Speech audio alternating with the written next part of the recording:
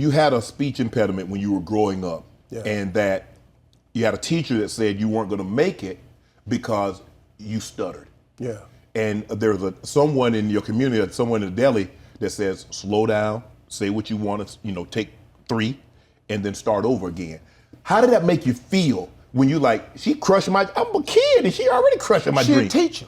Yes, she's supposed to lift you. This dream killing heifer. I said, what kind of, I'm sitting in front of class, because we had to write an assignment, what you want to be when you grow up. Okay. The first day of school. Right. 6th grade, and I write, I want to be on TV. She called everybody's name, had them stand up, then she made me come to the front. I go to the front, I think I'm finna get a gold star. I got the best answer in here. Right. Because I knew all my answers was better. Because Lonnie Cage had wrote on his paper, he wanted to be a doctor. His ass couldn't even read in the reading group. So I don't know how Lonnie gonna be no damn doctor. This has got to be. So at least I wrote something that had a chance of happening. Lonnie ass got about a bigger chance of being a doctor as I got to walking my ass to the moon by Friday. So when she called me up there, man, and she said, why did you write this on your paper? And I said, because that was our assignment for today. Right. And then I had a little stuttering problem, so I was stuttering a little bit. And she said, who do you know on TV in this neighborhood? And so I started, by the tone of her voice, I could tell that this wasn't going the way this wasn't for a bold gold star moment. Yeah. This heifer trying to break me in front of these kids. Right. And she was doing a damn good job of right. it too. She was crushing me. Okay. Who in this neighborhood ever been on TV? Who in your family ever been on TV? Who in this school been on TV? And what make you think you can be on TV? And look at you standing there, you can't even talk. Now you write something more reasonable on your paper. She crushed me, man. I said, damn, this is a teacher. Right. This is in the 68, man. Right. I'm sitting there looking at this lady like, God, dog. But I kept my paper and took it home. Right. And my mama said, your daddy gonna beat you when you get home for being a smart aleck. Because she'd call home and said, your child is a smart aleck. Right. Because I wanted to be on TV. Everybody a basketball player, football player. Right. I don't like tackle. Right. I ain't like it. You know, you throw me on the ground, I want to fight. I ain't good at this. Right. So when my father came home, she said, Slick, this boy been a smart aleck up at the school. And he said, well, what'd you do? I said, I wrote on the paper I want to be on TV. My father said, well, what's wrong with that? And I saw a little glimmer of hope because I wasn't going to get this ass whooping I thought I was going to get. He said, well, your boy can be whatever he want to be. And it was like, I thought I was finna get executed, because when my daddy came home, it was time for that, he was the executioner. Right. My mama was a judge. She handed down the sentence. My daddy was the executioner at the house. So I'm finna get executed. And being when he said that, the red phone rang from the governor's office. You got a reprieve. That was a reprieve. And he said, you don't worry about that. You keep that paper and you read your paper every morning, every night. And I did that. I kept that paper till I was about 27 years old. And then I got in comedy at 27. I didn't get on TV till I was 38 years old. Wow. So in school, were you a good student in school? I don't know. You paused too long with that. Yeah, I was trying to figure out I was there. I had perfect attendance. Because missing school I would get murdered. Right. My father, mother, they didn't play that. But you had to work. If you missed school, they put you in the field. You wasn't sick. You couldn't stay home because you were sick. You had to work. Sick? Yeah, you had to work. What do you mean you sick? Get your ass up to school and learn yourself something. Right. I couldn't be sick. Right. Went to school, wasn't a good student, man, because I just wasn't interested. Right. And Were you a class clown? Not at all. Not at all. Because a lot of times, Steve, you know how it is.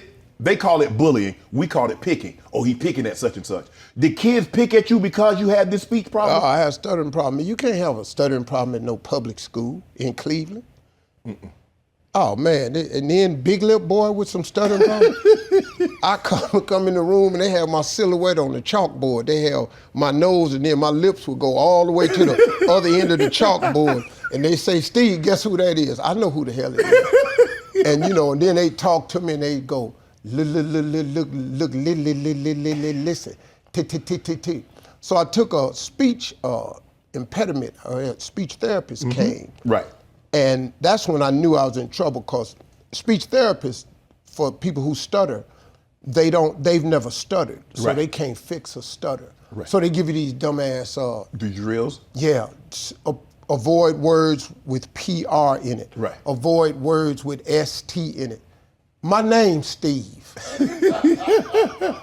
Lady, where we going with this now? So now I gotta avoid my own damn name. Right. Now I'm sitting here, man, trying to. What's your name?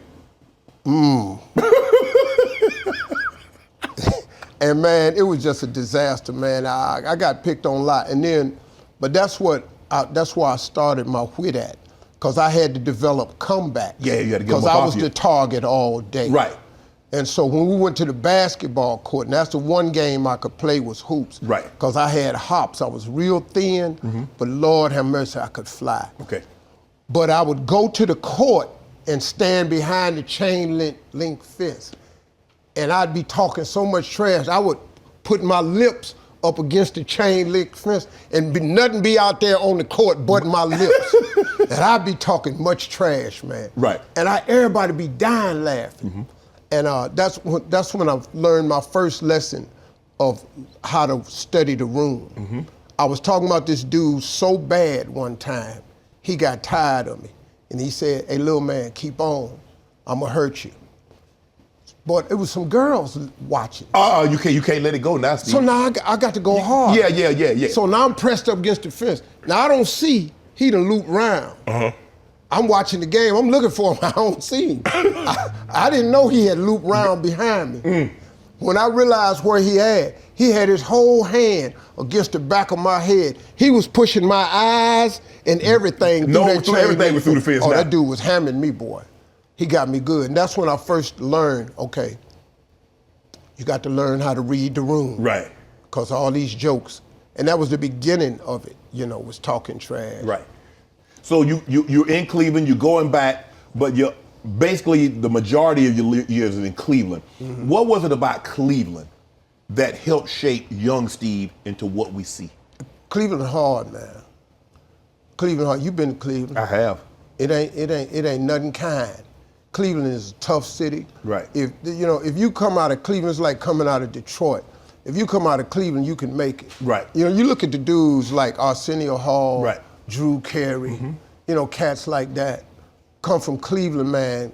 Arsenio's daddy was a minister over there because he went to John Adams, I went to Glenville. We both went to Kent State. Okay. And it's just a hard place, man. It was a lot of gangs, but it wasn't gangs like today. Everybody was in a gang because we had to cover each other when we walked to school. Right. So we was, the Jets. We had to cross Pee Wee Marquis, the Delamore's, the Devil Disciples, Lord Noble Prophets. We had to cross their territory to go to school. Right. So it was a track meet. Right. All the way to school and all the way back. And you had to have your dudes with you. And then, we ride our bikes down to Edgewater Park and fight on Saturdays at the church parking lot. You bring 6, I'm gonna bring 6. Now, if you bring 6, you stupid. Because I'm gonna bring 9, 10. Whatever the agreed number was. It ain't gonna be that. I padded it. Right. We go down there, so everybody in my neighborhood had hands. Right. We threw hands, man. Everybody could box.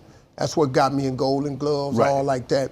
And it was just my father's rigid upbringing, man, about manhood. Do what you say you're gonna do.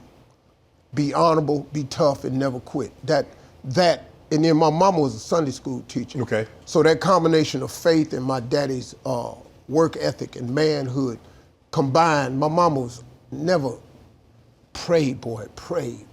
Right. Go to church. Love the Lord. The Lord ain't gonna leave you. That my mama just ingrained. Did you that in me. understand that what she was saying when you were that young? Because a lot of times you don't realize what they're saying is so impactful until you're much, much older and they're gone. Of course not.